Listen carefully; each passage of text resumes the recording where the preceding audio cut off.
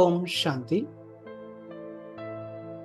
നമ്മുടെ സങ്കല്പശക്തി നമ്മുടെ നിയന്ത്രണത്തിൽ വരുന്നില്ല എങ്കിൽ ഉടൻ തന്നെ അശരീരി ഭവ എന്നുള്ളതിൻ്റെ ഇഞ്ചക്ഷൻ എടുക്കും.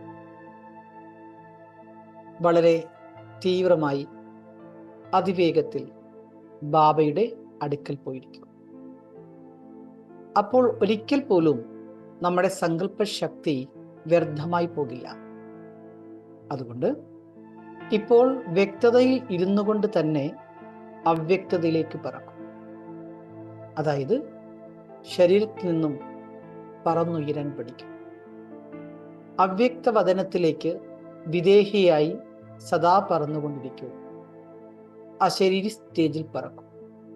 ഇങ്ങനെയുള്ള അഭ്യാസം ചെയ്യുന്നതിലൂടെ നമുക്ക് നമ്മുടെ സങ്കല്പശക്തിയെ നിയന്ത്രണത്തിൽ കൊണ്ടുവരുവാനും അതിലൂടെ നമുക്ക് നമ്മുടെ അവ്യക്ത സ്ഥിതിയെ വളരെ വേഗത്തിൽ കരസ്ഥമാക്കാനും സാധിക്കും. ഈ അഭ്യാസം തന്നെയാണ് അവ്യക്ത പാലനയ്ക്ക് നമ്മൾ ഭാവിക്ക് കൊടുക്കുന്ന റിട്ടേൺ. ഓം ശാന്തി.